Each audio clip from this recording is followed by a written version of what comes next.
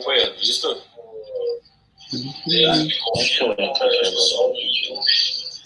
Olá, pessoal do Instagram. Estou aqui preparando. Onde que eu peço para entrar em você agora, Vitor? Tu aceita, tá? Tô fazendo convite aqui. Aí, certo. Gustavo é o médico digital um pouco analógico. Eu não sabia exatamente como é que fazia isso. Essa história aqui. Mas não vamos perder o tempo. 37. Eu quero, então, para quem não viu o motivo da live aqui, quem está no Instagram, quem está agora no YouTube, vocês já sabem o motivo da live, então se inscreveram, né? Mas aqui no Instagram, talvez tenha algumas pessoas que não saibam exatamente o motivo dessa live. Estou fazendo aqui, essa é uma série de lives que eu programei para fazer todas as sextas-feiras, às 7h30, de uma série que eu chamei Quebrando as Diretrizes. O objetivo dessas lives, e vão ficar todas lá no YouTube, já guardadas, o objetivo é trazer profissionais que sejam especialistas nas áreas que a gente vai conversar aqui, e que façam, que se guiem realmente pela medicina baseada em evidências. Que tem uma pirâmide, né, de estudos, que são estudos, sim, uma hierarquia, né, que precisa acreditar em alguns estudos, como alguns relatos de casos, estudos em animais dessa hierarquia, um pouco mais, fazem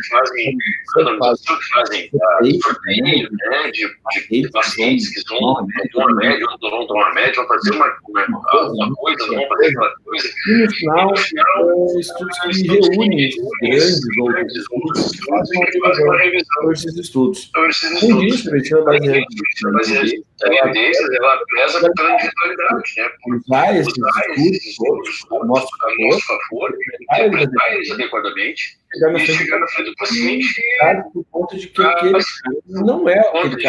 cara não é aquele cara que vai ser privilegiado. Porque o estudo que está das condições, a maioria, eles não falam de qualidade. Então, nessa totalidade, como a gente não trabalha com totalidade, a gente trabalha com indivíduos, esses profissionais todos que eu vou trazer para vocês, essa é a segunda série, a primeira foi a série porque nós tivemos tantos canais, e isso não está relacionado, não, o consumo de proteína com problema renal, para quem não tem problema, e agora esse segundo episódio, tenho uma honra aqui de convidar um cara que eu admiro há muitos anos, né? Acho que eu vou apresentar para vocês. Eu Gustavo, ele também vou contar isso. Também não sabe, eu conheci ele. De congressos aí, amigos em comum, mas falar para ele que eu conheci ele, acredito que há uns 8 anos, faz muito tempo.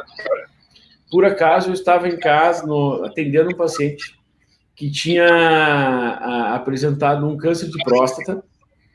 E aí eu perguntei para esse paciente que tipo de tratamento e ele, então, em relação, eu não sei se tu já baixou o volume do Instagram ainda, Gustavo, eles estão pedindo para baixar. Baixar o quê? O volume do teu Instagram, do telefone. Deixa lá baixadinho, porque o pessoal estava avisando aqui que está dando eco. Isso. Eu acho que tá, já melhorou. E aí ele está atendendo esse paciente de câncer de próstata, nós vamos falar de câncer, eu vou falar sobre o Gustavo aqui, e ele me mostrou uma estratégia de tratamento dele e tal, que eu nunca tinha visto na vida. Eu falei, nossa senhora. Eu falei, pô, e aí? Como eu já tinha uma cabeça aberta, eu estava atendendo o paciente em função de longevidade, né? Com suplementação de algumas vitaminas, nutracêuticos, tal, e tudo que não tinha no tratamento dele era o quimioterápico, né? E nenhuma previsão de cirurgia. Ou seja, não tinha quimioterapia, não estava fazendo radioterapia. E eu falei pro cara, falei assim, mas e aí, como é que é a história da tua doença? E ele falou, eu estou resolvendo minha doença. Eu falei, não, peraí, deixa eu ver, né? E ele mostrou os exames. E eu, puta, não acredito, cara. Eu leio sobre isso. Eu sei que existe formas diferentes de tratar. que não são as únicas, as diferentes, que são, né, tem pessoas que são indicadas em fazer quimioterapia, outras em radioterapia, outras em cirurgia, outras que eu sei que não tem indicação de fazer. E, pô, tem um cara no Brasil, só que tem 8 anos aí, fazendo tratamento. Eu peguei aquele tratamento de câncer de próstata e fui estudar, né? Tudo que eu vejo diferente, mesmo que as coisas que eu possa não concordar, que não era o caso, né? Que eu concordava com aquilo ali, eu estudo, pô, antes de falar mal, antes de criticar, antes de falar que é bruxaria, qualquer coisa, eu vou ler. E eu fui ler, falei, puta, cara, que legal. Eu já tinha lido em parte daquilo, parte eram altas doses de vitamina C naquele caso lá, e já tinha lido sobre aquilo lá. E algumas coisas de aplicação direta, né? Prostática. Pô, eu fiquei louco lá. E fui ler. Eu falei, caramba, que legal. Quando eu tiver algum problema com o paciente, eu vou mandar para esse médico. Eu vou ter o prazer de conhecer esse médico. Então lá, meu paciente tratou-se, então, sem quimioterapia, sem radioterapia, sem cirurgia, um câncer de próstata, um cara jovem. Naquela época não existia robótica ainda também, então, assim, era uma opção que ele tinha depois, que alguém deveria ter sentado, provavelmente o Gustavo fez isso, e explicado para ele, olha, se tratar, tem chance de ficar impotente, tem chance de ter uma metástase, ou coisa assim, ninguém garante que não vai ter, né? E isso é o que eu prezo muito. Se tratar, também tu diminui tantos o risco de morrer no futuro, em 20 anos, aí. E se tratar, tem o risco de morrer. Se não tratar, é sim, né? Provavelmente o Gustavo conversou sobre isso com ele e ele fez a opção. Ele falou, não, eu prefiro essa outra linha de tratamento, já que nada é garantido, nem aqui nem lá. Só que lá eu tenho um risco X e aqui eu não tenho. Então eu tenho um tempo, né? Enfim, e assim eu conheci então o Dr. Gustavo Vilela e hoje tenho o prazer de poder conhecê-lo e chamar aqui para que vocês conheçam o trabalho dele. Quem não conhece, tem muita gente assistindo isso que já conhece, né? Eu já vi vários pacientes lá. Quando eu postei, eu falei, ele mudou a minha vida, ele tratou e tal. Porque o Gustavo tem um puta do currículo.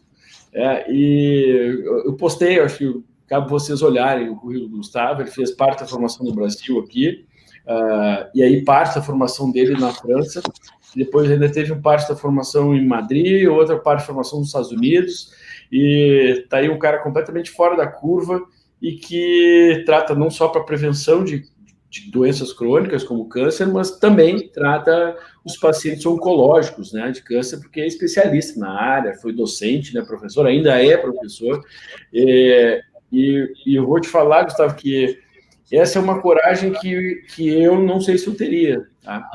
Eu fazer a medicina complementar, funcional, que eu faço com um paciente que não está ali, todo mundo falando para ele que se ele não fizer tal coisa, ele vai morrer, sabe? É uma coisa, né? Fazer especificamente na oncologia, que todo mundo morre de medo de câncer. Eu vi uma pesquisa ontem, Gustavo, dizendo que o maior medo do brasileiro é câncer, tu acredita? É morrer de câncer. Imagina.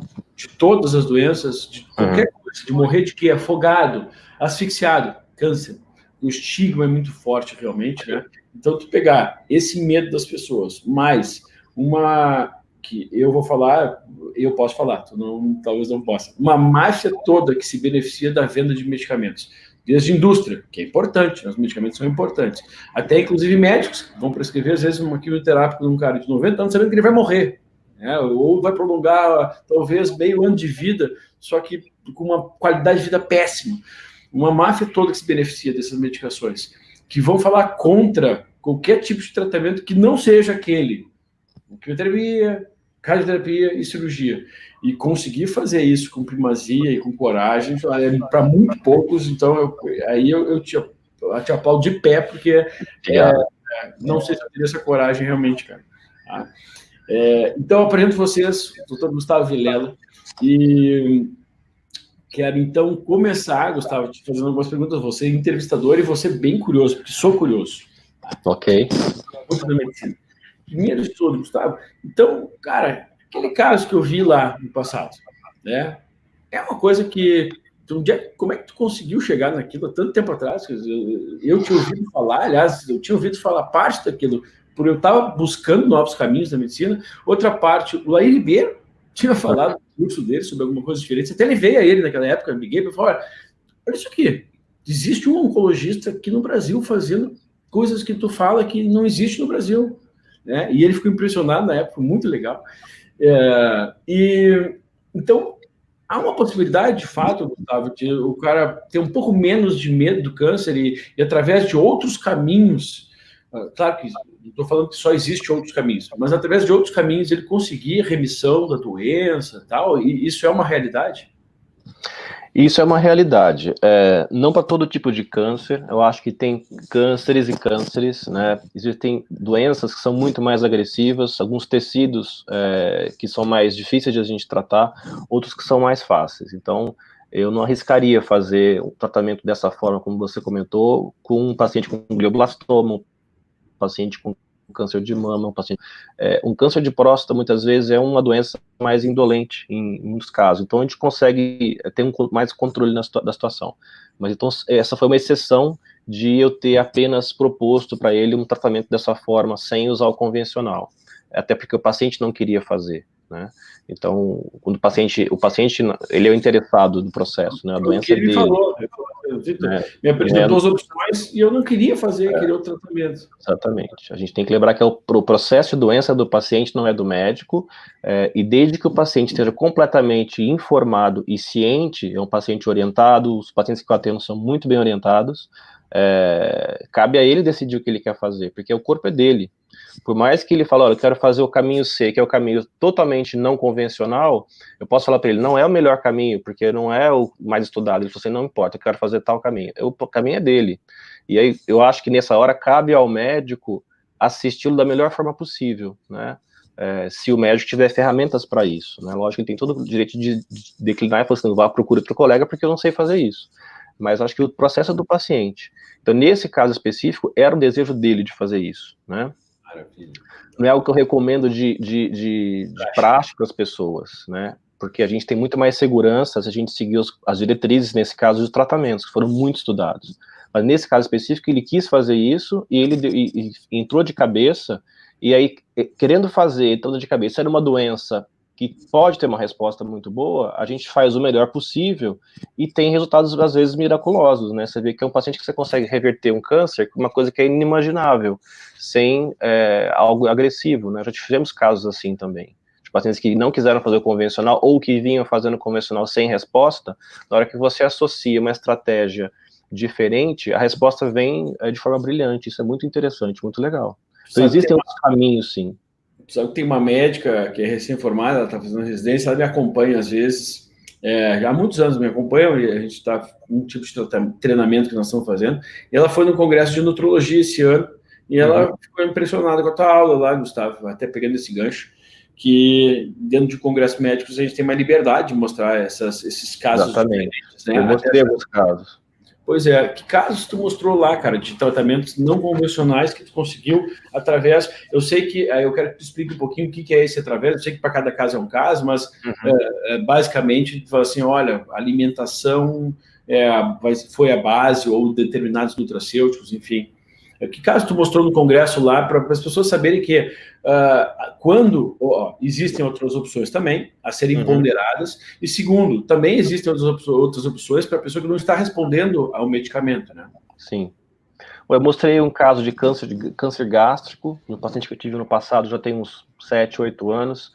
Ele tinha um câncer gástrico, era um câncer anel de Synnet, que é um câncer agressivo de estômago, né? E ele tinha vários linfonodos acometidos, perigástricos, alguns deles já com invasão, assim, pelo menos aderidos ao pâncreas, e ele optou por não tratar de forma convencional. Ele quis fazer a menos alimentação, assim, se cuidar. Eu falei para ele, olha, não é o melhor caminho porque eu sou uma doença agressiva. E sempre que a gente parte para esse lado de alimentação ou um caminho mais natural, a resposta pode ser mais lenta. E a gente não tem tempo, às vezes, de fazer isso. Se é um tumor indolente, uma pessoa mais velhinha, mais idosa, a gente até consegue ter um tempo suficiente, mas às vezes o tumor não espera essa melhora que a gente quer. Então tem que ser feita uma abordagem mais rápida. Mas ele não quis fazer. Ele falou assim, não vou fazer, ou é isso, eu prefiro morrer, não quero passar por quimioterapia, não quero operar meu estômago, enfim. Ou é isso, ou eu vou procurar outro médico. Assim, não, eu posso tentar te ajudar no que eu conheço, no melhor julgamento aqui, o que eu posso tentar te ajudar. E aí ele fez 6 meses de tratamento intensivo, a alimentação ali mudou a cabeça dele, e aí aos 6 meses de tratamento, a gente fez uma endoscopia no mesmo laboratório que ele fez antes, para ter uma comparação, e foi no Fleury, que é um bom laboratório, e por incrível que pareça, foi o mesmo médico que fez o laudo. Ele conseguiu o mesmo médico para fazer o exame dele. E o médico, a hora que ele viu o estômago do paciente, ele não viu mais a doença. Ele viu uma úlcera, uma cicatriz. Tanto que no laudo aparece até ele circundou a área, ele fez um sinal no laudo e fez uma setinha onde tinha a lesão. Então esse foi um caso que eu mostrei, que a gente conseguiu cicatrizar aquela lesão sem usar quimioterapia e sem precisar tirar o estômago dele.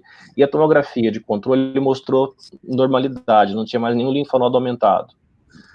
Porém, esse médico biopsiou essa úlcera, né, só para ter uma documentação, e na biópsia vieram ainda células tumorais vivas, né, nessa cicatriz, entre aspas, tinham células viáveis ainda. E eu falei para o paciente, olha, ainda tem doença ali, teve uma melhora espetacular, mas nós estamos num processo que não terminou.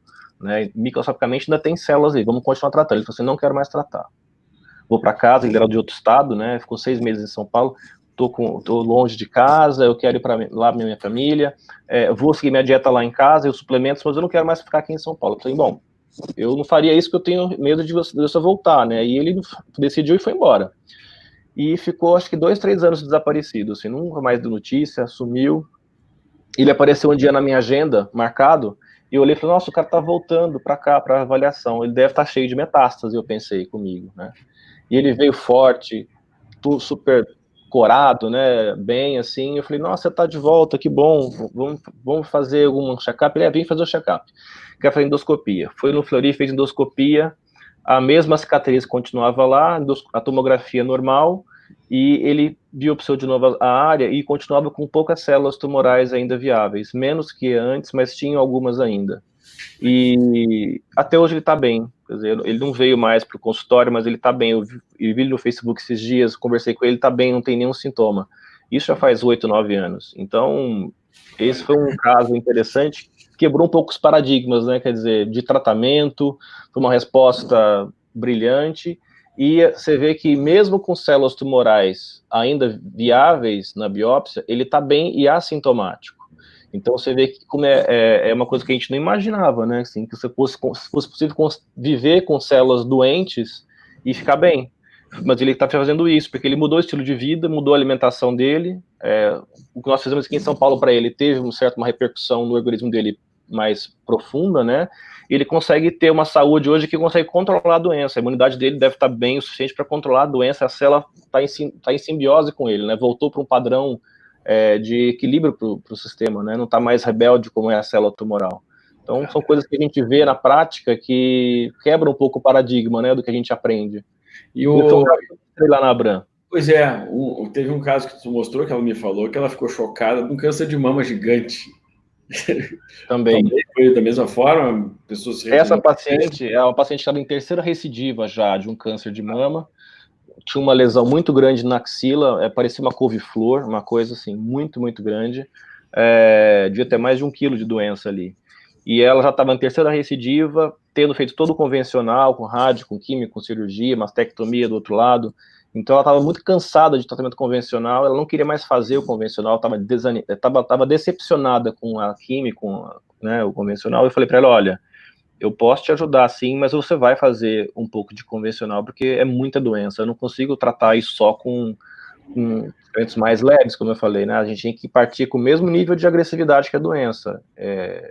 E eu pedi para ela procurar o convênio médico dela na cidade dela, ela era de Campinas, e ela foi na oncologista, e lá na oncologia deles, lá na cidade dela, o radioterapeuta falou, deu péssima perspectiva para ela pelo tamanho de doença, tinha doença metastática, o derrame pleural, anemia, era uma paciente bastante consumida já pela doença, né? E eu falei para ela, vamos em frente, que a gente vai, você até hoje fez só o convencional, então você tem uma ideia de o que é só o convencional, vamos associar outras estratégias junto, porque deve ser diferente do teu desfecho agora. E assim a gente fez, pedi para ela fazer o convencional, a radioterapia, ela fez a químio, e em conjunto nós demos esse suporte para ela, de alimentação principalmente, e algumas estratégias também que a gente faz, suplemento por via oral, por via injetável, e a resposta dela foi, assim, brilhante, tanto que a oncologista lá de Campinas ficou chocada de ver a resposta que ela nem esperava. O radioterapeuta que deu uma previsão de 4 meses para aquela lesão fechar, e em 2 meses estava praticamente sem nada já. Então a gente conseguiu ver claramente, lógico que é um N igual a 1, mas todos os profissionais envolvidos que têm o hábito de ver esse tipo de processo, né, eu mesmo fiquei também impressionado de ver a resposta com que a gente conseguiu destruir a lesão e cicatrizar e ficar um processo cicatricial mesmo na pele. A gente viu claramente que o processo em conjunto acelerou a melhora da paciente. E a gente vê isso mesmo, né? Essa é a ideia da medicina integrativa, é você associar o melhor dos dois mundos, porque você não pode pensar que só existe um tipo de estratégia. É muito pueril achar isso, né? Muito simplista. Acho que a ciência, o universo, tem várias verdades.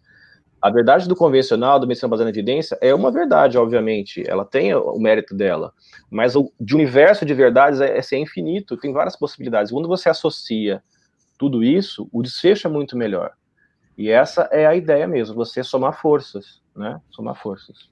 Eu fico impressionado, Gustavo, porque eu já vou te perguntar outra coisa, vou fazer um comentário aqui, porque esses mesmos colegas teus da oncologia que falam aqui em televisão, não, que o estilo de vida é importante e tal, cara, os mesmos que eu já vi em televisão, que eu já vi, inclusive, em redes sociais falando isso, que é importante o estilo de vida, a alimentação e tal, eles dentro do consultório, isso me irrita demais, porque eu atendo esses pacientes que recém passaram por esses profissionais e estão vivenciando um câncer, tratando, ou então que recém trataram.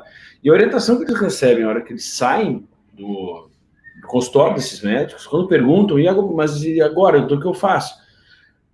Durante o tratamento, não é normal, mas é alimentação, normal. Como se você quiser. Com sorvete, mas, claro, senão vai perder peso. Número 1. E número 2, quando acaba a doença, que foi o caso dessa paciente tua, essa que tu acabou de falar, não, volta a vida normal. Tá, mas agora o que eu faço? Não, a gente fica fazendo exame. Mas exame para quê? Para ver quando volta. Tá, mas o que eu faço para não ter? Não, vida normal, o resto é bobagem. Quer dizer, o cara fala que o estilo de vida é importante. Esses mesmos, estou falando de chefes de grandes serviços de São Paulo aqui, dos maiores, né? O cara fala que isso é importante. Aliás, tem um deles, parece um desses, eu fico puto com isso, né, cara, que atende, pelo menos assim, tenta dar um exemplo. Atende meia-noite com uma refrigerante na frente, né? Tomando refrigerante, tem um deles que é viciado em refrigerante. São profissionais que podem ser bons, né? Mas primeiro, né, se eu sou cardiologista, não vou atender o oncologista, alguém fumando, não faz sentido. Pelo menos na frente do paciente não faz isso, pelo menos isso, né? Na vida normal, tem tua vida. E segundo, não pode falar uma coisa dessa, né? Volta para a vida normal, porque assim, a pessoa está na terceira recidiva, é sinal de que ela está doente e não mudou a vida dela. O ambiente dela é ruim, é hostil, ela está com um rio poluído, pô. O peixe ele vai morrer o tempo todo. Então, se ela não muda aquilo ali, eu costumo falar para as pessoas, até de ontem, inclusive, uma pessoa com câncer, assim, tu está tendo uma oportunidade de enxergar diferente a tua vida. Né? De alguma coisa não deu certo nesse caminho. E aí tu tem essa oportunidade agora de vencer isso, né? Se Deus te der essa oportunidade, tu fizer por onde, né? E acho que tu caiu lá no Instagram. Voltou. Gustavo. Deixa eu te... Pode chamar aqui novamente. Entra e te convida. Já entrei. Então eu vou comentar que as pessoas estão me ouvindo nos dois lugares, tá? Deixa eu ver aqui, Gustavo, tá. Vou te adicionar. E as pessoas, então, não têm... saem completamente desorientadas, e algumas delas até saem com aquela... querendo acreditar naquela ilusão. Não, eu vou voltar para a vida normal, então, realmente não tem problema. Poxa, eu sei que é penoso, eu falei ontem com essa paciente, eu sei que é penoso, é chato, às vezes a gente mais fácil falar do que fazer, porque a pessoa está esgotada, ela quer assim, poxa, deixa eu viver, né? Às vezes assim, deixa eu viver a vida adoidado agora, viver tudo que eu tinha para viver e tal, mas sempre tem um significado, né? Pelo menos na minha visão, que sempre tem um significado isso, né, cara? Vamos lá, tenho chance de mudar aqui, mas não quero perder muito tempo eu comigo para poder te perguntar coisas. Vamos voltar aqui, essas pessoas que desenvolvem câncer. O que é estatisticamente hoje o comprovado, Gustavo? Assim, cara, câncer, muita gente, quando eu escrevo sobre câncer, tem gente que fala assim, não, realmente, eu me dei conta que meu estilo de vida estava ruim. Outros, não, eu realmente me dei conta que eu tive um trauma muito forte, psicológico e tal, e foi depois disso que eu descobri. Aliás, é incrível esse link com traumas psicológicos, né, e a doença. Mas tem gente que escreve ali, não entendo, fiz tudo certo e tive. Tá? Claro que o tudo certo, a gente sabe que, assim, do ponto de vista da pessoa, ontem eu perguntei para uma paciente, eu falei, pô, e a alimentação, tal, porque eu estava gordinho e tal. Então, não, como tudo certo. Ótimo. Como saudável. Eu falei, como é que é o café da manhã? Então, me diz o dia de ontem. Não, o café da manhã, geralmente, eu acordo, um suco de laranja com beterraba, com cenoura, com não sei o quê. Eu falei, pô, tá dando uma porrada de açúcar já no começo da manhã. Tudo bem. Mas o que mais? Não, mais um pão com requeijão. Falei, pô, ferrou a manhã toda, né? Não tem nada de nutriente. Requeijão light. Requeijão light. Então, a percepção da pessoa é essa. Pô, mas eu como o jeito que me falam, me exercito uma vez por semana, mas me exercito, ou seja, não sou sedentário, eu fiz tudo certo. Não é certo. O que é a genética aí nesse ponto, Gustavo? A genética tem o quanto de culpa no desenvolvimento do câncer? O que os trabalhos têm mostrado é que em torno de 5 a 10% dos cânceres são hereditários, que tem um gene ligado diretamente àquele tipo de câncer. No resto, a grande maioria, 90%, o processo é mais ambiental. Então, você desenvolveu o câncer por estilo de vida. A própria OMS reconhece isso. 1/3 dos cânceres tem a ver com a alimentação. Né? Eu até trouxe um slide, se você quiser mostrar para o pessoal aí. O terceiro slide, ele ilustra isso. Se você consegue compartilhar. Deixa eu ver aqui, que eu tenho que abrir aqui o meu negócio. Já abro aqui, Gustavo. Então, o estilo de vida é muito mais importante do que o gene, né? Você fala, tem um gene na minha família e isso é uma sentença. Isso a gente não vê dessa forma mais, né? E dentro desses genéticos aí, Gustavo, ó, pessoal, então eu vou mostrar aqui no Insta, para quem está no YouTube, eu vou compartilhar a tela aqui, tá? Compartilhar e abrir. Dave, me diz uma coisa aí. Tá, então você vê nesses... Tá, acho que deve estar. Eu não vi aqui no meu, mas em casa deve estar. Ó, tem esse círculo... Esse círculo aqui em cima, verde, mostrando que o ambiente pega 90% a 95%, né, dos casos de câncer, e apenas 5% a 10% são ligados a genes. Então, essa ideia de que o câncer é uma doença hereditária, assim, é para pouca gente, tá? É minoria. A maioria é do ambiente. Environment é ambiente em inglês. Então, no ambiente, se você puxar aqui para o círculo de baixo, à direita, você tem a dieta, 30% a 35%. Ou seja, 1/3 dos casos vem pela dieta. Mais 1/3 do tabaco, tá vendo? Embaixo. Depois as infecções, 15% a 20%. Obesidade, 10% a 20%. Álcool, 4% a 6% e outros. Então, é isso daqui, para a grande maioria das pessoas, que provoca o câncer, tá? Então, é estilo de vida, na verdade. Tá. Tem outro trabalho. O slide número 2, se você voltar um pouquinho, ele coloca lá o câncer, esse é um trabalho publicado, né, em 2008. O câncer é uma doença prevenível, né, e que requer grandes mudanças de estilo de vida, né? Os fatores de estilo de vida incluem cigarro, dieta, comidas fritas, carne vermelha, álcool, exposição ao sol, poluentes ambientais, infecções, estresse, obesidade e sedentarismo. Isso daqui é que é o problema para as pessoas, não é o gene, entendeu? Tá. E só me responde uma coisa, David, está acompanhando aqui para nos ajudar. A minha tela foi compartilhada no YouTube? Espero ter a resposta. Tá. E aí, Gustavo, eu vi que tu tem uns slides ali, inclusive falando sobre a questão da prevenção, né? O que é prevenção, o que é o diagnóstico precoce, né? Para as pessoas terem um pouco mais de informação válida a respeito disso, né? O que seria isso, Gustavo? Essa diferença, né?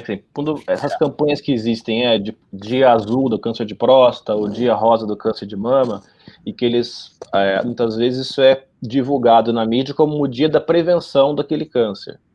Isso é uma informação meio equivocada, porque você não está prevenindo nada, você está detectando câncer precocemente, né? Então, você buscar fazer mamografia, o toque retal, faz parte do autocuidado para você detectar o câncer precocemente, e isso tem o seu valor. Mas isso não previne a doença, né? Você já está com a doença, está detectando ela precocemente. A verdadeira prevenção consiste em você adquirir esse estilo de vida que a gente comentou agora, que é o que realmente vai tentar proteger mais contra essa doença. Então, você manter o teu peso corporal equilibrado, uma composição corporal boa, uma alimentação adequada, que a gente está conversando aqui, né, com mais vegetais, mais hortaliças, frutas e menos junk food, né, frituras, cigarro, consumo de álcool extremamente moderado. É isso que faz a diferença, na verdade. Tá. E quanto a esse slide aqui, Gustavo, aqui, ó, o risco de câncer de mama ao longo esse é um slide da vida, que eu gosto. Esse é um slide que eu gosto muito, né? A pesquisadora que descreveu o BRCA1, né? Que esse sim é um câncer genético, né? Que as mulheres que têm esse gene, elas têm uma chance muito alta de desenvolver o câncer de mama. Foi da Angelina Jolie, no caso, né? Para o pessoal reconhecer aí. Que ela tinha a mutação, então ela retirou as mamas para poder, já que o risco é muito alto, a gente não tirar a mama. Essa é a recomendação atual hoje em dia, né? Aqui é a mulher que descobriu isso publicado na Science. Ela descreveu esse gene BRCA1. E a frase dela aqui, que eu coloquei entre aspas, o risco de câncer de mama ao longo da vida das mulheres que têm a mutação é 82% hoje em dia. Mas esse risco aumentou com o tempo. Em 1940 era 24%. Então ela mesma reconhece que o mesmo gene antigamente produzia muito menos câncer das pessoas do que hoje. O gene é o mesmo. O que mudou? O ambiente. Hoje tem mais obesidade, sedentarismo, mais cigarro, mais álcool. Então isso mostra claramente que o gene ele é apenas uma fragilidade que a gente tem, né? Eu costumo brincar que eu falo que esse tipo de gene é um mico no baralho. E você vai jogar ele na mesa, no jogo, se você fizer errado, né? Não é uma sentença necessariamente. E o estilo de vida claramente fez com que esse gene se expressasse muito mais hoje. Ele era mais silenciado no passado. Sim. E dentro disso, Gustavo, como muita gente está perguntando, assim, o pessoal que está perguntando isso, nós não vamos responder, vocês veem que tem muita coisa para falar, nós não vamos ficar respondendo as perguntas, tá? Nós vamos se envolver aqui, porque tem bastante coisa. Dentro disso, eu sei que muita gente está perguntando e eu acho que cabe a gente falar aqui.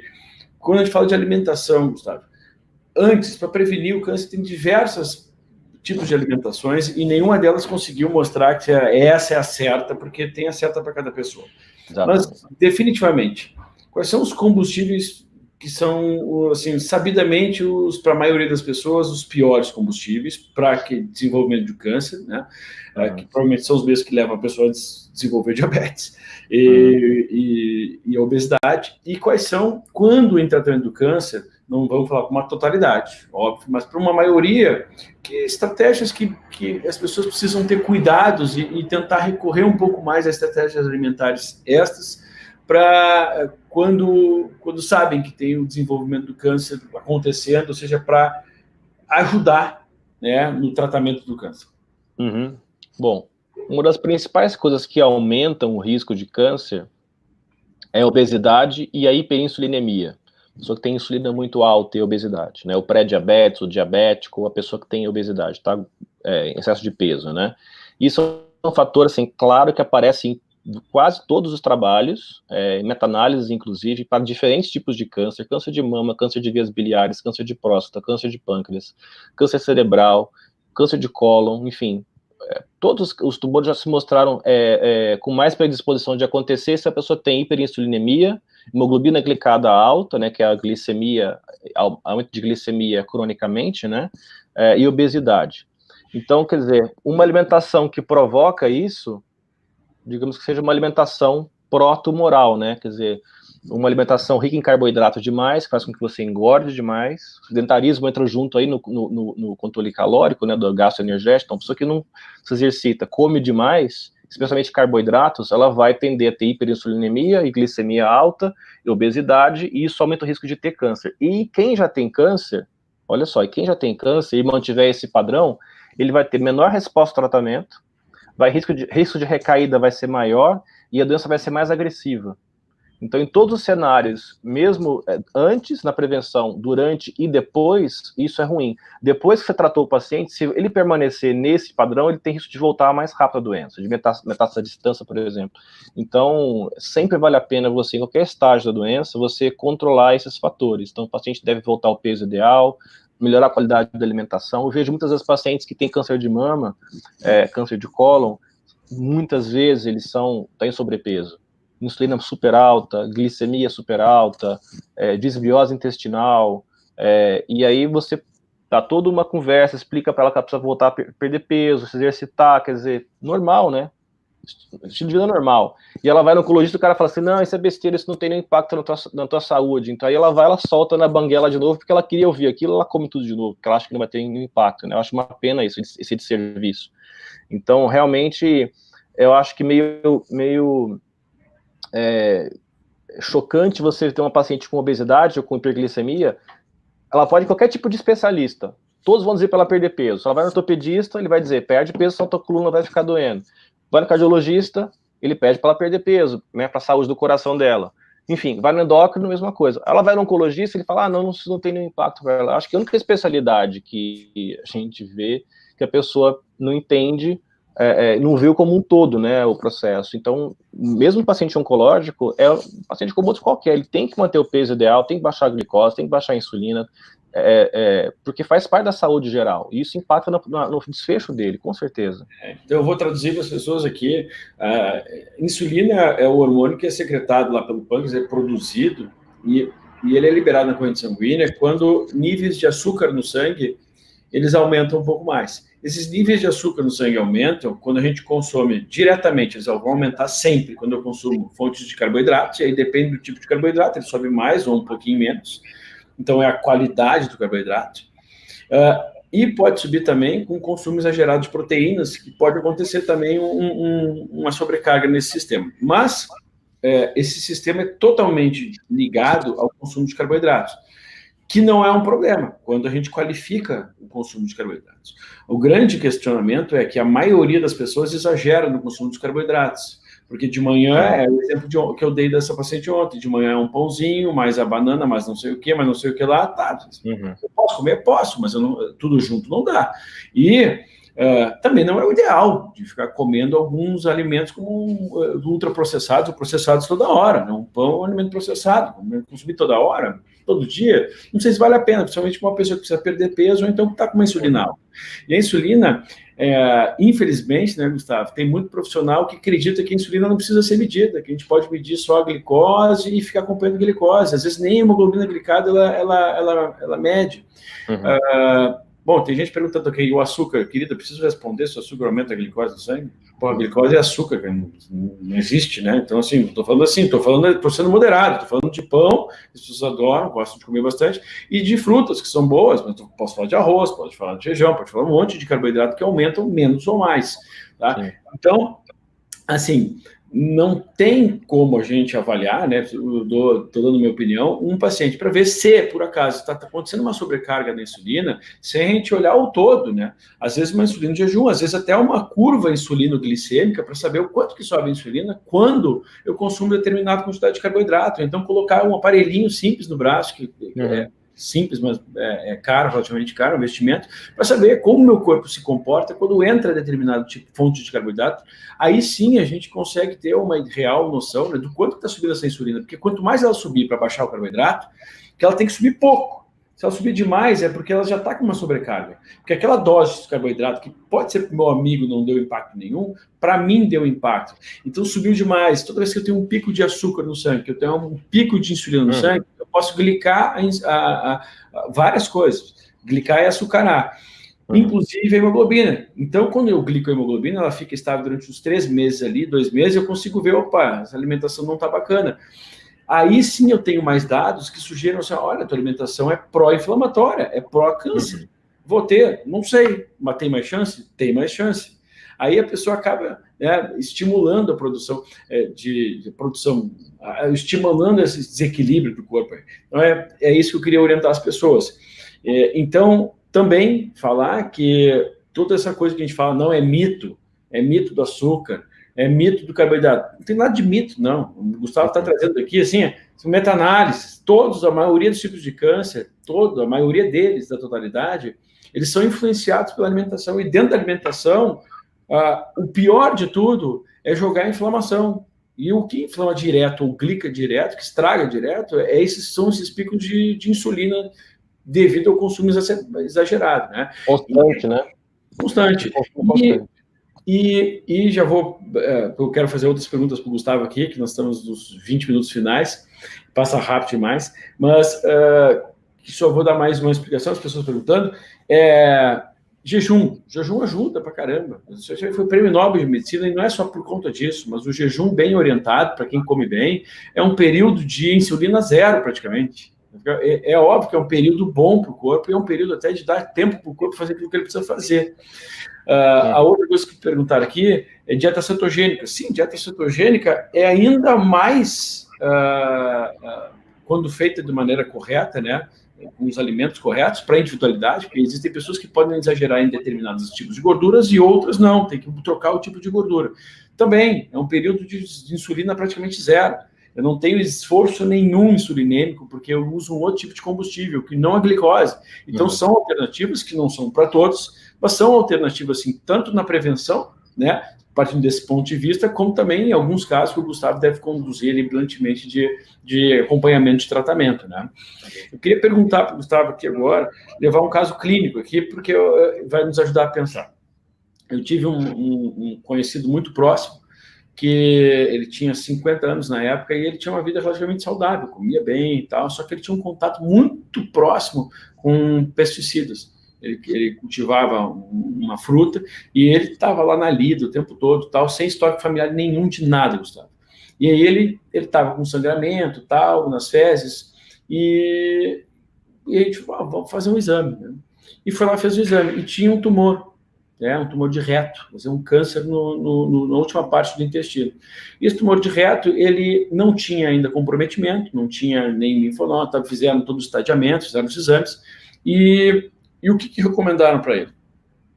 Dava para fazer ou a cirurgia diretamente, ou então fazer uma quimioterapia diferente, que era por via oral, que hoje em dia já é comum, mas na época era novidade, em casa, tranquilo, tal, e depois operar.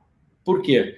Porque supostamente isso poderia, então, diminuir o tamanho do tumor para a cirurgia, então, não ter risco de comprometer a função de evacuação dele, né, fazer cocô, e que a princípio não teria risco tão grande, porque era ressecável, e também a promessa foi que pode ser que evite no futuro metástases. Então, assim, na verdade, não foi dada nenhuma opção para ele. Foi um grande medalhão da medicina lá no Rio de Janeiro, né, um oncologista, um professor, falou assim, não, tem que fazer isso.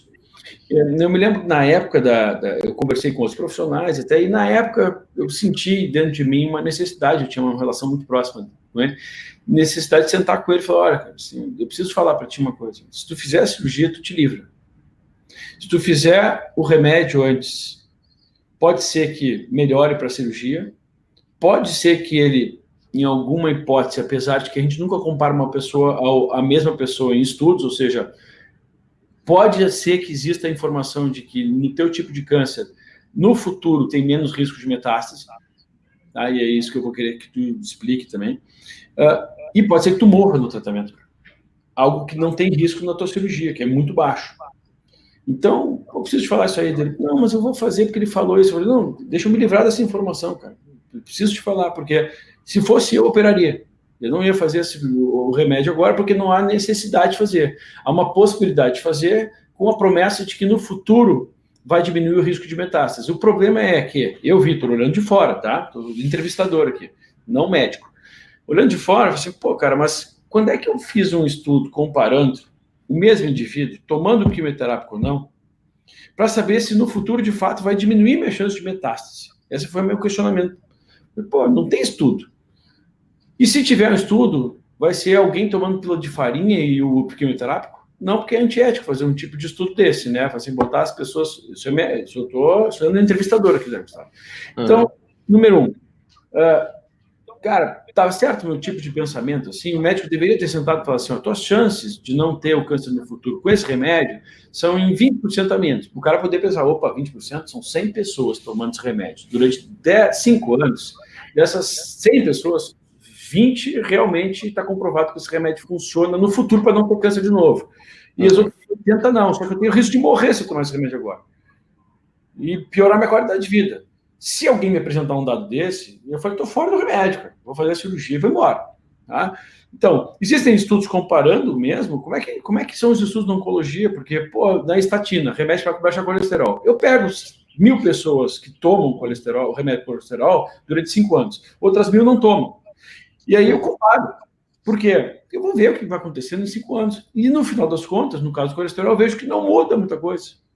O que baixa? Baixa 20%. Tá, mas quantas morrem com aquele exame em 5 anos? Não, morre 10. Porra, 20% de 10? 12, tô fora. Tô fora. Não vou usar um remédio durante 5 anos que vai salvar 2 pessoas, porque morreriam 10 dessas 1.000, desses 100, né? E não vai, para mim, não vai adiantar tomar durante 5 anos com os efeitos colaterais desse remédio. Eu prefiro acreditar que eu não vou estar no meio dessas pessoas, né, dessas únicas 2 que vão salvas pelo remédio.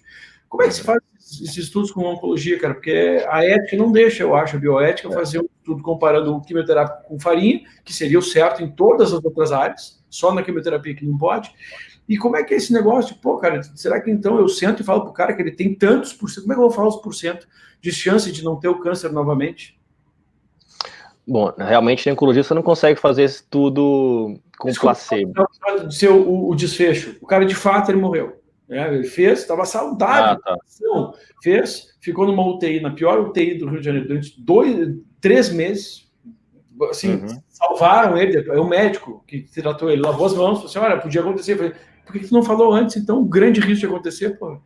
Tá, podia acontecer. Lavou as mãos, tivemos que contratar outro, né, a família, outro médico para cuidar. O outro médico conseguiu, na CT, salvar o cara, que saiu de lá. Então, entrou normal, só sangrando nas fezes, pouco, e saiu de lá com uma sonda para receber comida pelo estômago, porque queimou tudo, não passava mais comida por aqui, você não comia mais, não entrava cuspe, a saliva, você tinha que andar com uma bolsinha para ficar cuspindo, cara, de 50 anos, rígido. E depois teve que fazer também uma colostomia, ou seja, entrava comida por um tubo no estômago, saía comida por um tubo. Viveu depois mais 2 anos assim, cara. Uma vida que eu definitivamente não ia querer viver de forma alguma, só que o cara não tem opção de morrer. E aí, almoço de família, não falando aquela tristeza toda, enfim. Agora eu passo a bola para ti. Porque eu, como paciente naquele momento ali, que eu era muito amigo da família, eu fiquei indignado. Assim, pô, por que não explica que o risco é grande de fazer isso e que não existe um estudo que pode falar, na minha cabeça, que ele precisa fazer isso, porque senão ele vai ter metástase? Isso é uma coisa que eu também... vai muito do médico, né, Vitor? Assim, do quanto o médico é transparente nessa hora. Eu acho que, talvez nos Estados Unidos, pela cultura que eles têm, o médico é muito mais incisivo. Ó, tua estatística, ele é meio secão. Ele fala, isso, tipo, lida com informação, tipo, é isso que você tem, entendeu? E o paciente tem que decidir mesmo. A nossa cultura mais latina é um pouco mais de poupar o paciente, de ter pena, a família às vezes não quer que fique sabendo, o próprio médico às vezes não fala toda a verdade, acontece isso mesmo, de falar parcialmente para o paciente as chances que ele tem. E o paciente também não quer ouvir, entendeu? Tá tudo bem, não pergunta. Então, acho que vai muito do paciente e do médico. Tem paciente que também não está preparado para saber a verdade dele, ele não quer saber, vai tocando a vida, né? Vai vivendo, vai tratando. Então, acho que depende dessa parceria médico-paciente. Tem pacientes que são bem pragmáticos. Ó, o que acontece? Qual que é a minha chance? Vai lá, estuda. Tem pacientes que são engenheiros, que são do mercado financeiro, são super planilhados. Eles falam, o que eu tenho de chance? O cara sabe certinho o que ele está fazendo. E tem pacientes que já, uma dona de casa, eu não quero saber, vamos fazer, entendeu? Muito do perfil de cada um. Então, acho que é muito mais do, como eu falo, o processo é do paciente, não é do médico, entendeu? Então, eu acho que é muito mais o paciente perguntar para o médico quais são as chances dele, para ele perguntar até onde ele quer saber, até onde ele quer ouvir. Eu acho que ele tem que buscar isso, não esperar só do médico. O médico está lá como profissional para te ajudar, entendeu? Então, se o médico não falou, por algum motivo, pergunte, né? Se você quiser saber realmente. Porque acontece realmente do médico, até para proteger o paciente, né? Não contar toda a verdade para ele. Mas nesse caso, Gustavo, tipo assim, cara, não é bom estar a verdade ou não, sabe? Nesse caso, pelo menos eu estou me vendo como paciente lá, porque eu era muito próximo, enfim. Cara, eu estou oferecendo um remédio que pode matar o cara, sabendo que a cirurgia vai salvar, certeza, é aquilo ali. E que não há essencialidade de usar um medicamento. Eu não tenho obrigação como médico, e eu sou oncologista, eu falo para o cara, olha, cara, vamos fazer o seguinte, deixa eu te falar, no meu caso, se fosse eu, olha, eu acho que eu faria o remédio por causa disso, mas ninguém garante que usando o remédio não vai morrer, e ninguém garante que usando esse remédio não vai ter a recidiva depois, ou seja, talvez o risco seja até o mesmo. Não é uma obrigação, cara, nesses casos, sempre tem casos e casos, né? O caso está lá muito avançado, muito ferrado, enfim. Eu não sei. Esses estudos aí, Gustavo? Como é que vocês fazem esses estudos, cara? Comparar com pila de farinha. Como é que eu vou funciona mais? A gente não pode fazer isso em oncologia, como você poderia fazer com outro tipo de doença, talvez. Em oncologia, em oncohematologia, no geral, a gente sempre tem um esquema padrão de tratamento, que é o padrão clássico, por exemplo, paciente com uma leucemia, paciente com um câncer de mama, tal estadiamento. Você tem já uma diretriz que já foi estudada, tem estudos pivôs que foram feitos e que mostram qual é o melhor esquema de tratamento para aquela situação. Quando aparece uma droga nova, você vai manter aquele protocolo padrão clássico e vai associar uma droga naquele esquema, ou você vai randomizar com um protocolo já consagrado versus um protocolo novo. Você não vai fazer nunca com nada, você tem que propor pelo menos o básico que o paciente tem direito de receber, e vai agregar algo novo, e aí você consegue comparar se esse remédio novo que está chegando vai melhorar o resultado que você já tem.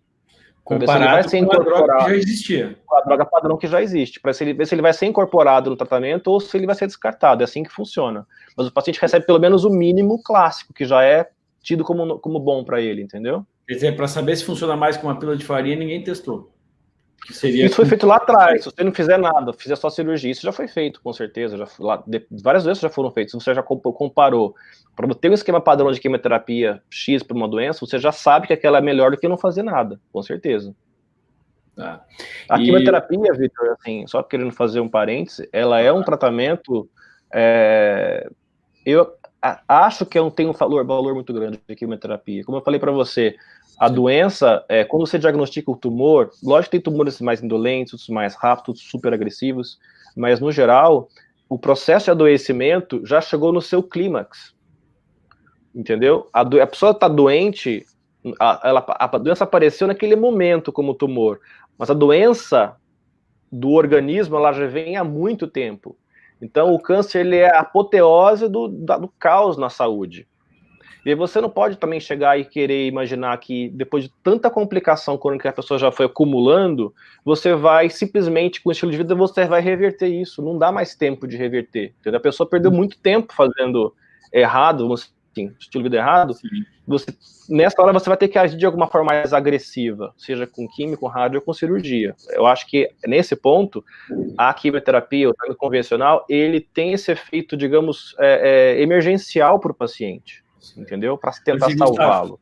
O problema para mim, só acabar de isso não é também fazer uma coisa mais personalizada hoje, Gustavo? Pô, ver a dose, ver se testa se aquele medicamento funciona melhor para esse paciente ou não. Isso não deveria ser uma realidade hoje.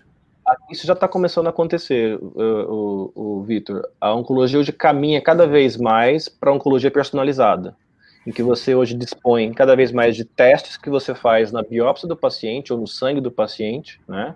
Tem laboratórios que se especializam nisso, e que você, através de dados genéticos ou funcionais dessa célula tumoral daquele paciente, você consegue determinar para ele qual a melhor droga que ele vai receber, né? Então, aos poucos, a gente vai caminhando para a personalização, de tentar usar menos coisa em massa e usar mais para o indivíduo. Isso está acontecendo, e cada vez mais vai ser mais realidade isso. Mas só completando o que eu tinha falado antes, eu acho que a quimioterapia, a radiocirurgia, que é o convencional, eles têm um valor muito grande, porque, como eu falei, o tumor está num processo que você tem que resolver aquilo lá rapidamente, né? A questão que eu tenho para trazer é que fazer apenas isso e não olhar para o resto do corpo que levou a esse adoecimento, que eu acho que é ruim. você pôr todas as fichas que você tem na quimio, na rádio, na cirurgia, sem olhar para alimentação, sem olhar para como esse paciente consegue desintoxicar o corpo dele, né, a parte hormonal, isso eu acho que é ruim, né? A gente precisa complementar esse tratamento do paciente para ter melhor desfecho. Eu vou mostrar só que as pessoas tinham perguntado sobre jejum, ó. Esse aí é o slide que o Gustavo botou, um estudo publicado no New England em 2019, mostrando aqui, aquele bacana, gente, tá no YouTube, tá? Ó, o período de jejum, né, o que acontece, as adaptações que acontecem, e o porquê que isso seria, ó, no final das contas, ó, estamos falando de toda uma série de mecanismos que acontecem no jejum, inclusive com a não utilização de açúcar, a utilização de corpos cetônicos, a melhora da resistência insulínica, ou seja, no final das contas, a alimentação, né, Gustavo, está muito mais relacionada a carboidratos aqui, açúcares, isso é o que tem na ciência, do que a gorduras, né, consumo de gorduras. Exatamente, Vitor. Se você olhar aqui no slide, se você pegar aqui os períodos de recuperação que você vai comer, né? Eating aqui, ó, é quando você vai ter o quê? Aumento de glicose, que a gente não quer, de insulina, mTOR. E mTOR é uma via proliferativa para a célula, né? O que a gente não quer, assim, é normal você ter isso, mas na célula tumoral você não quer tanto, né? Proliferação. Então, quando você come, você estimula toda uma via anabólica de construção de tecidos, que no caso do câncer a gente não quer construir mais tecido. Então, se você vai para o período de jejum, em que você vai mais destruir células, reparação de DNA, reduzir insulina, reduzir mTOR, é no jejum, nesse período de jejum, que você tem um processo de descanso do metabolismo, que você vai favorecer a não proliferação tumoral. Então, quanto mais tempo o paciente ficar sem usar o sistema digestivo no câncer, teoricamente, é benéfico para ele. Tem menos proliferação tumoral. Tem outro slide que eu trouxe para mostrar, que é o slide número 9. Se você colocar aí o slide número 9. Tá, tá aqui, ó. Isso. O slide número 9, ele mostra que a insulina, né? A insulina que também, e outro hormônio que é o IGF-1, que vem dados do hormônio de crescimento, né? IGF-1 que também aumenta muito nos obesos, né? O adipócito do paciente gordinho produz bastante IGF-1. Tanto a insulina como o IGF-1, eles agem nesses receptores, né? Nos receptores, e isso vai acontecer o quê? Vai ter a proliferação, olha lá o mTOR aqui embaixo, ó, o mTOR, FOXO, excesso de beta-catenina, ERK1, 2, todos esses fatores aqui embaixo são proliferativos, fazem o tumor proliferar. Então, a insulina e o IGF-1 são hormônios proliferativos. Então, você manter esses hormônios elevados é um gol contra. Lógico que eles são importantes para o metabolismo, para a fisiologia, mas no paciente oncológico, você comer o tempo inteiro carboidrato, manter nível de insulina alto o tempo todo, você está fazendo um gol contra, você está fazendo uma estimulação proliferativa o tempo todo. Por isso que o jejum intermitente, nesse caso, é uma estratégia teoricamente benéfica. Faltam estudos ainda para a gente mostrar isso com bastante potência estatística, mas tem todo um racional lógico por trás disso, né? Teve até um caso recente, a gente pode cancelar o slide que já mostrei. Tem um caso recente de uma paciente nos Estados Unidos, foi o primeiro caso publicado de uma paciente que tem um linfoma não Hodgkin estádio 3, era um linfoma folicular, era um linfoma que não precisaria fazer quimioterapia logo de cara, a indicação era só observar, porque o linfoma folicular tem essa premissa de você só observar de início, se for um tumor, né, se o paciente estiver bem assintomático, então ela não tinha que fazer nada, ela tinha só que viver, não tinha que fazer quimio, né, mesmo no convencional. E ela optou por fazer jejum. Ela fez jejum de água apenas, water fast. Ela foi numa clínica com acompanhamento médico, obviamente ninguém pode fazer isso em casa sem acompanhamento médico, ela ficou 21 dias tomando água apenas. Ela era mais gordinha, então ela tinha reserva para ficar 21 dias tomando apenas água. Ela entrou em remissão completa, o PET scan dela negativou. O linfoma desapareceu. Publicado no British Medical Journal. Foi o primeiro caso mundial de remissão de linfoma com jejum prolongado com água. Então você vê o padrão alimentar do paciente, ou o que ele come, o que ele não come, interfere muito no sobrevida. Então, vão sair trabalhos, com certeza, em breve, em relação ao jejum intermitente, que são muito interessantes, eu acho. Porque alteram essa via metabólica de proliferação de insulina. Sim. Cara, tá infelizmente, terminando nosso tempo aqui, mas... Tanta coisa para falar, né, Vitor? Muita coisa. Eu acho que já deu para para orientar bastante as pessoas aqui. Eu quero recomendar o trabalho, então, agradecer primeiramente ao Gustavo pela disponibilidade de estar aqui comigo e de se expor, né, falar de caminhos científicos hoje para a gente pensar no câncer não só como um tratamento isolado de um remédio, não apostar só nisso. As pessoas no Instagram já pararam, já acabou lá, mas as pessoas que estão aqui no YouTube, então, eu vou agradecer ao Gustavo, recomendar o trabalho dele, eu já encaminhei muitos pacientes para ele, e levantar essa bandeira aí, que é a bandeira que o Gustavo levanta, né? Ele faz um trabalho também de prevenção, enfim, de doenças crônicas, de melhor estilo de vida.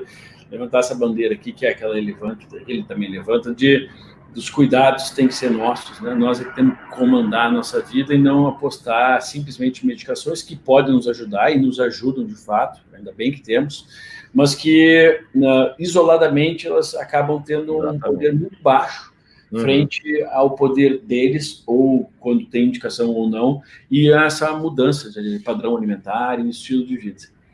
Então, Gustavo, muito obrigado por estar aqui com a gente. Obrigado, Vitor. Repetiremos outras vezes aí, outros para dar segmento, não deu tempo, né? Só que se a gente for além aqui, atrapalha o teu horário de trabalho e o meu também. Então, obrigado, velho. Muito obrigado por estar aqui comigo. Obrigado. E ter essa humildade de compartilhar teu conhecimento, cara. Até mais, bom dia. Valeu, cara. Tchau, tchau. Tchau.